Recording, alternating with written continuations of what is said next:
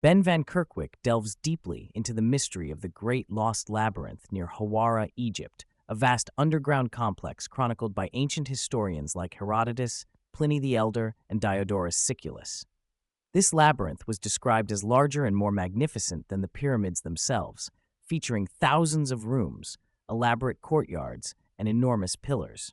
Excavations dating back to Flinders Petrie in the early 1900s uncovered traces of the labyrinth's foundations, but the full extent remained obscured, primarily because much of it lies below the water table. Ground-penetrating radar and sonic scanning expeditions since 2015, notably the Matahar expedition, have revealed massive walls and multi-level structures confirming the labyrinth's presence beneath the floodplain. However, these findings were initially suppressed by authorities, particularly Zahi Hawass, who allegedly threatened researchers with sanctions, fearing national security implications. The labyrinth is submerged approximately 9 to 10 meters underground and is partially flooded due to groundwater seepage, complicating excavation efforts. One of the most sensational revelations discussed was the appearance of a large, approximately 40-meter-long metallic object with a Tic Tac shape detected in a central chamber of the labyrinth via advanced scanning technologies.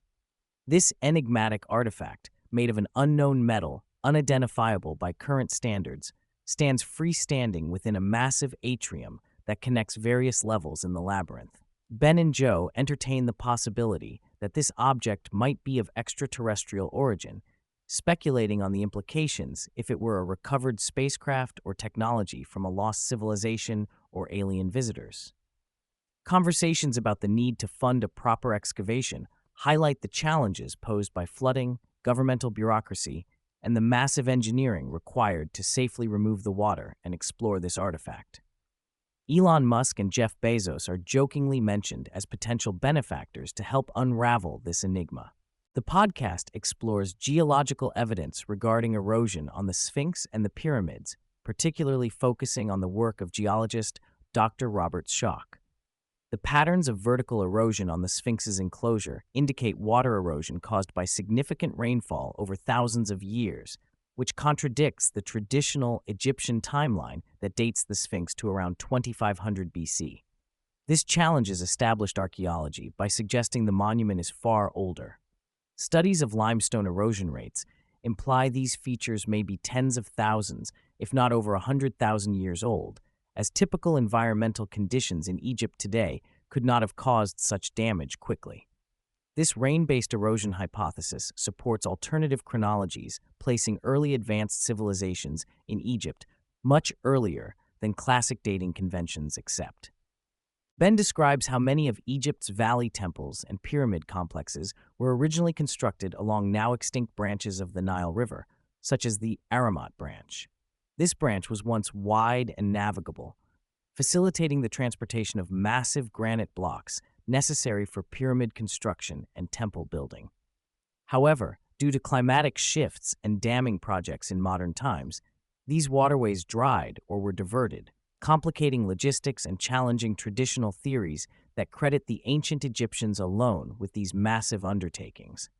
The podcasts highlight difficulties in moving enormous blocks by boat over limited seasonal flooding, casting doubt on accepted methods of transport and suggesting the possible existence of advanced technologies or unknown techniques in antiquity. A significant portion of the conversation focuses on the speculation and historical accounts of tunnels and chambers beneath the Sphinx, including references to the so-called Hall of Records. This idea, popularized by psychic Edgar Cayce in the 20th century, suggests the existence of an ancient repository of knowledge belonging to a predecessor civilization. While initial ground-penetrating radar and sonic studies indicated chambers beneath the Sphinx, political gatekeeping and official denials, particularly by Zahi Hawass, have prevented comprehensive exploration. The resurfacing of rare footage from clandestine 1990s expeditions shows Zahi himself entering unexplored spaces inside the Sphinx body, hinting that discoveries may have been concealed or delayed for political or cultural reasons. Ben and Joe discuss scientific advances pushing back the timeline of human presence on Earth. Fossil and genetic evidence suggest Homo sapiens ancestors may have existed hundreds of thousands to nearly a million years ago, with multiple human species coexisting. This extension opens the possibility that advanced civilizations might have appeared and disappeared long before recorded history. Correlating archaeological enigmas with the cataclysmic climate cycles, such as glacial periods, floods, and the Younger Dryas event, they propose that the destruction of prior civilizations could explain the gaps and mysteries in human history. These cataclysms may have reset civilization multiple times, erasing knowledge and misplacing artifacts now ascribed to primitive cultures. The dialogue shifts toward South America, with an emphasis on Peru and Bolivia's megalithic sites like Tiwanaku, Pumapunku, and Ollantaytambo. These locations feature gigantic monolithic stones precisely cut and assembled with minimal tool marks, exhibiting workmanship beyond what Incan-era technologies can explain. The differences between megalithic layers and later Incan masonry are stark, suggesting inheritance from a lost advanced civilization. Ben discusses dating controversies, with some carbon dating evidence pushed aside and alternative astronomical alignments suggesting these sites could be over 10,000 years old or more. The sites contain mysterious drilled holes, perfect joints, and resilient stonework that resist explanation by known historical periods. The conversation turns philosophical and mathematical, focusing on how ancient monuments encode advanced knowledge of the Earth and cosmos. The Great Pyramid is highlighted as a prime example, reflecting the Earth's dimensions at a scale ratio corresponding to significant numbers like 43,200 and 432, numbers recurring in mythology, ancient king lists, and cosmology.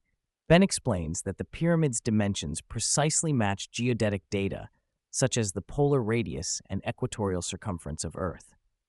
Further, celestial cycles, like the precession of the equinoxes and orbital mechanics, are incorporated architecturally, implying a very high level of astronomical knowledge well before the presumed capabilities of dynastic Egyptians.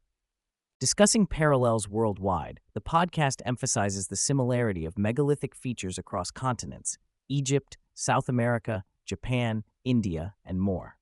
Intriguing common elements include precisely cut stones, nubs or protrusions on blocks, matching interlocking shapes, and advanced quarrying techniques not attributable to primitive tools. They speculate on the possibility of a global civilization or interconnected cultures whose knowledge diffused worldwide. The recurring architectural motifs and sophisticated stonework styles challenge conventional isolated development theories. The mythology of the Shamir is explored, a legendary substance or worm said to cut through stone, iron, and diamond without traditional tools, allegedly used by King Solomon to build the first temple peacefully, avoiding metal tools that might symbolize violence. Ancient lore describes the Shamir as delivered by a bird and stored in lead, with mysterious properties that defy modern understanding. Connections to real-world organisms like rock-eating worms discovered in the Philippines add intrigue. This ties into the broader theme that lost ancient civilizations might have possessed technologies now forgotten or unknown, contributing to their remarkable constructions and mysteries. The podcast critiques the academic resistance toward alternative archaeology and unconventional theories. Longtime figures like Zahi Hawass are portrayed as gatekeepers who suppress explorations that challenge orthodox chronologies or reveal inconvenient truths. Ben praises younger, more open-minded archaeologists and scholars empowered by the internet and alternative media platforms for broadening the discourse. Yet, academic conservatism and the desire for control over historical narratives hinder progress. They lament the ruined potential for public excitement, tourism, and understanding due to this entrenched opposition. Finally, the discussion turns toward human destiny and the cyclical pattern of civilizations rising, flourishing, and collapsing due to natural cataclysms. The idea that humanity faces recurring existential challenges every 10,000 to 12,000 years is proposed, with hope that present and future generations might break the cycle by embracing knowledge of the past. Joe and Ben emphasize the importance of curiosity, exploration, and openness to radically rethink human history, not only to satisfy intellectual quests, but to guide civilization towards stability, longevity, and perhaps reestablish lost wisdom in the modern era.